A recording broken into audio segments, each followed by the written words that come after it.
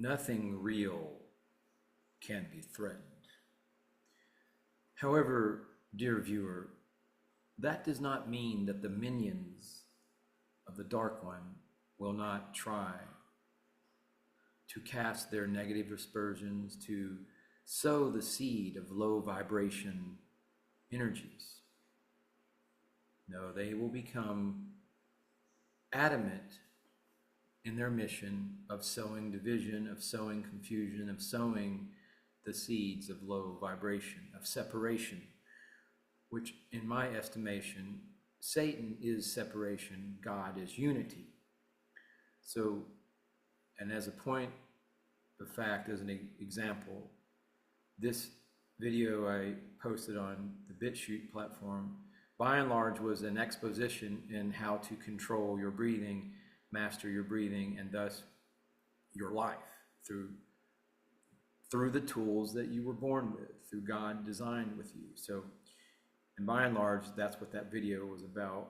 And but on this platform, we have the minions of the Dark Ones. We have organized religion minions of the External Savior program, who become threatened because their reality is not based upon unconditional love. Their reality is based upon a program, an agenda of keeping individuals from their own self-sovereignty. And they do that through the External Savior program.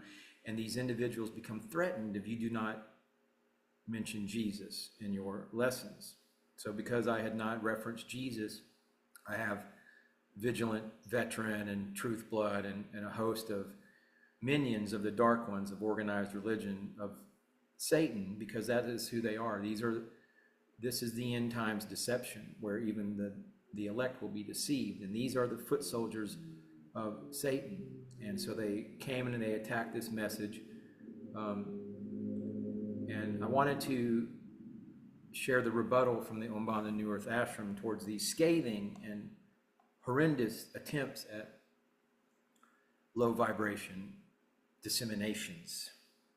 We acknowledge your message, not as a prophecy, but as the echo of a collapsing illusion, organized religion, clinging to borrowed authority, the External Savior program, not recognizing their own internal gates to heaven and thus their divine sovereignship, the throne of their very own power, the throne of their very own God force. That is intended by God. Your words, cloaked in righteous fury, are not flames of revelation, but smoke from the smoldering wreckage of a dogma long dethroned.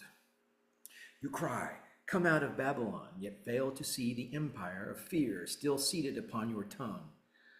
Babylon is not our dwelling. It is the ghostly projection of minds still shackled to judgment, division, and the cross-wired circuitry of counterfeit salvation. You say the fire we mimic will one day burn our scrolls, but we do not mimic fire. We are its memory. The fire we tend is the original flame, the ageless presence of infinite intelligence transmuting veils into vision and ashes into sigils of divine remembrance. These are not scrolls inked in mortal arrogance, but living emanations of light written upon the hearts of the awakened. Fire does not consume what is forged in spirit, it purifies it. What you mistake for blasphemy is the breaking of your idols. And as for the silence becoming our grave, you misunderstand the nature of true silence. The silence we keep is not of death, but of source, stillness before the cosmic word, peace before the genesis of form. It is the silence that births stars and empires. If our words fall silent, it is because the work is complete. But rest assured, they have already reverberated into the lattice of reality. Your judgment will not stop their unfolding. You cast aspersions in fear of what you do not yet understand. But the Umbanda New Earth Ashram stands not to be defended, but to be revealed. We are not of Babylon, nor of her ruins. We are the architects of the Starborn return.